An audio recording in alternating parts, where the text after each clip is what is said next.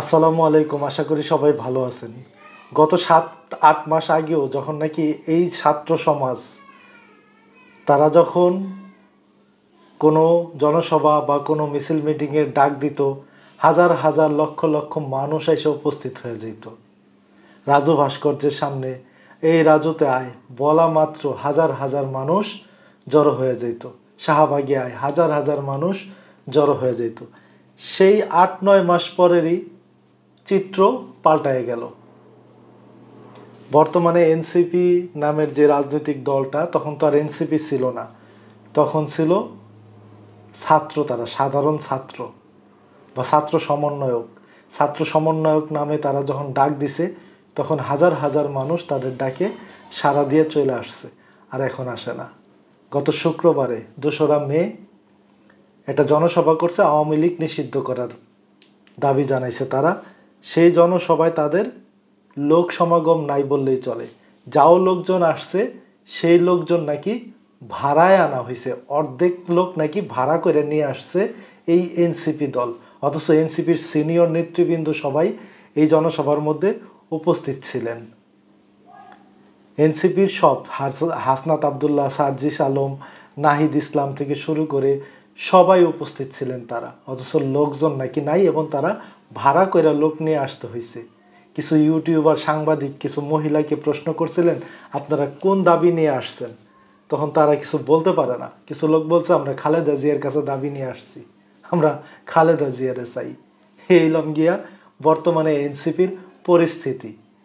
তো এনসিপি দলটার এরকম করুণ পরিস্থিতি হওয়ার কারণ কি? তারা কি রাজনীতির শিকার নাকি অন্য কিছু? কমেন্ট বক্সে জানিয়ে যাবেন। তো এই ব্যাপারে আপনার জাতীয়তাবাদী যুবদলের কেন্দ্রীয় সভাপতি মোহাম্মদ মোনায়েম মুন্না বলছেন, তাদের ব্যাপারে কথা বলছেন যে তারা ১,০০০ লোকও নাকি তাদের জনসভায় হয় নাই। তো জাতীয় নাগরিক পার্টি এনসিপির শুক্রবারের সমাবেশে অর্ধেক লোক ভাড়া করা ছিল বলে মন্তব্য করেছেন জাতীয়তাবাদী যুবদলের কেন্দ্রীয় সভাপতি আব্দুল মোনায়েম মুন্না। শনিবার ৩ মে দুপুরে নগরীর একটি হোটেলে বিএনপির যুবদল, স্বেচ্ছাসেবক দল ও ছাত্র দলের যৌথ সভায় এসব কথা বলেন। যুবদলের সভাপতি বলেন, এনসিপি শুক্রবারের সমাবেশে আপনারা দেখেছেন, এই সমাবেশে সব মিলিয়ে ১,০০০-এর মতো লোক হয়েছে। এর মধ্যে অর্ধেক লোক ছিল ভাড়ায় করা ভদ্রমহিলা। তারা যে নিজেদেরকে এত মেধাবী ও তরুণদৃপ্ত দাবি করে, তাদের সমাবেশে দেখে কি তরুণদৃপ্ত মনে হয়েছে? ওনার কথাটা লজিক আছে। তারা মেধাবী এবং তরুণদৃপ্ত দল দাবি করে, অথচ এখানে সাংবাদিকরা কয়েকজন মহিলাকে প্রশ্ন করছে, তাদের বয়স প্রায় 40-এর উপরে বা বৃদ্ধ অনেকে, তারা এই সমাবেশে আসছে। তাহলে কি দেখে কি মনে হয়েছে যে এটা তরুণদৃপ্ত দল? মোনায়েম মুন্না বলেন, রেলওয়ে সংস্কারে ৩ জন ছাত্র প্রতিনিধিকে যুক্ত করা হয়েছে। তারা প্রতিনিধি হওয়ার পর থেকে বন্ধু বান্ধব নিয়ে ট্রেন ভ্রমণ করছে, তারা একটা পিকনিকের আমেজে আছে। এমন অবস্থা, তারা পিকনিকের আমেজে আছে।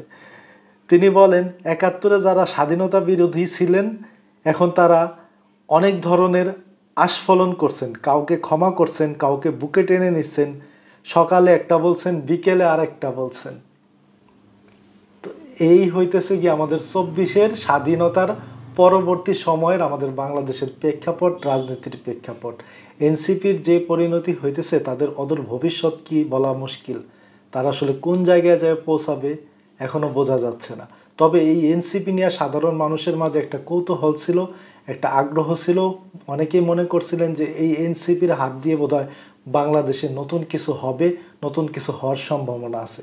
তো বর্তমানে যে পরিস্থিতি আমরা দেখছি, এই পরিস্থিতিতে আসলে এনসিপি কতটা আগায় যাবে বা কতটা সফলতা বয়ে আনবে তাদের রাজনৈতিক ময়দানে, সময়ই বলে দেবে। ভালো থাকবেন সবাই। আসসালামু আলাইকুম।